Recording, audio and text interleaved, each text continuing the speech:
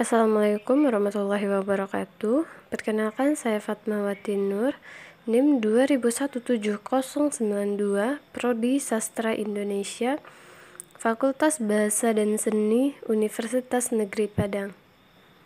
Baiklah, pada kesempatan kali ini kita akan membahas tentang analisis unsur intrinsik dan ekstrinsik novel Kemarau karya A.A. Nafis. Pada sebuah desa telah terjadi musim kemarau yang panjang. Tanah pertanian dan ladang menjadi retak-retak. Air juga susah didapatkan oleh penduduk. Para petani semakin merasa berputus asa atas musim kemarau panjang yang sedang menimpa negeri ini. Sawah dan ladang mereka sangat kering dan cuaca panas sangat menyengat tubuh. Keadaan itu membuat mereka tidak lagi mau menggarap sawah atau mengairi sawah mereka. Mereka hanya bermalas-malasan dan bermain kartu saja. Namun, ada seorang petani yang tidak ikut bermalas-malasan. Ia adalah Sultan Duano. Dalam keadaan kemarau panjang ini, ia tetap mengairi sawahnya dengan mengangkat air dari danau yang ada di sekitar desa mereka, sehingga padinya tetap tumbuh. Ia tidak menghiraukan panas matahari yang membakar tubuhnya. Ia berharap agar para petani di desanya mengikuti perbuatan yang ia lakukan. Ia juga berusaha memberikan ceramah kepada ibu-ibu yang ikut dalam pengajian di surau desa mereka. Namun, tak satupun petani yang menghiraukan ceramahnya, apalagi mengikuti langkah-langkah yang dilakukannya. Tampaknya keputusan penduduk telah sampai pada puncaknya. Suatu hari, ada seorang bocah kecil bernama Acin yang membantunya mengairi sawah sehingga keduanya saling bergantian mengambil air di danau dan mengairi sawah mereka. Penduduk desa melihat kerja sama antara keduanya bukannya mencontoh apa yang mereka lakukan, melainkan mempergunjingkan dan menyebarkan fitnah.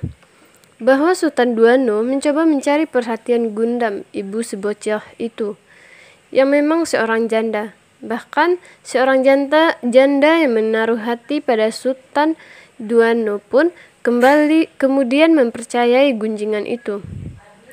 Sementara itu, sesampai Sultan Duano di Surabaya, hatinya menjadi hancur ketika ia bertemu dengan mertua anaknya. Ternyata mertua anaknya adalah Iyah, mantan istrinya. Ia marah kepada Iyah karena telah menikahkan dua orang yang bersaudara. Karena marahnya itu, Sultan Duano mengancam akan memberitahukan kepada Masri dan Arni. Namun, ia berusaha menghalanginya dengan memukul kepala mantan suaminya itu dengan sepotong kayu. Kalau saja Arni tidak menghalanginya, kemungkinan besar Sultan Duano tidak akan terselamat. Melihat mantan suaminya bersimbah darah, ia merasa menyesal. Kemudian ia memberitahukan kepada Arni bahwa Sultan Duano adalah mantan suaminya. Betapa terkejutnya Arni mendengarnya. Ia kemudian menceritakan hal itu kepada Masri, sehingga mereka bersepakat berpisah. Tak lama kemudian, ia meninggal dunia, sedangkan Sultan Duano pulang ke kampung halamannya dan menikah dengan Gundam, yaitu ibu dari. Baiklah, selanjutnya kita akan membahas tentang unsur intrinsik.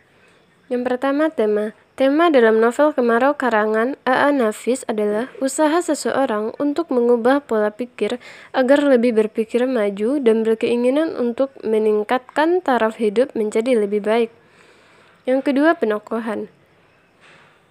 Sultan Duano baik, pekerja keras dan pengertian.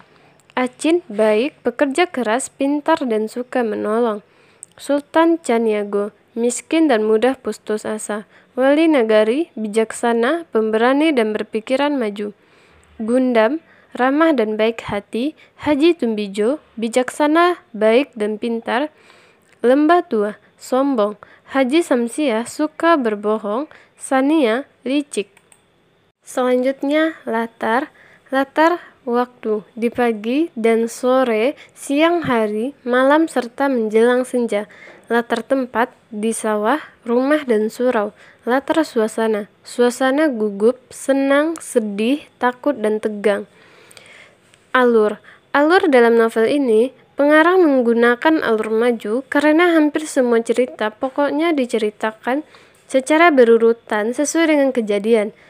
Sudut pandang. Sudut pandang yang digunakan adalah sudut pandang orang ketiga, di mana di sana pengguna kata ia. Gaya bahasa. Gaya bahasa yang digunakan dalam novel ini pada umumnya segar dan menarik. Nafis menggunakan bahasa Minang, bahasa daerahnya. Amanat. Jika ingin memperoleh hasil yang lebih baik, kita harus mau berusaha. Hidup berjuang dengan ikhlas adalah jalan untuk menemui Tuhan Yang Maha Esa, bukan kemauan tujuan hidup. Tujuan hidup adalah kedamaian, tidak berbuat dosa, tapi banyak pahala. Kalau hati disakiti orang, jangan diambil tindak Pikirkan dulu adakah gunanya kita marah atau tidak. Selanjutnya unsur intrinsik. Nilai hakikat hidup manusia. Masyarakat menganggap hidup itu buruk, tetapi manusia wajib berikhtiar, berusaha supaya hidup menjadi lebih baik.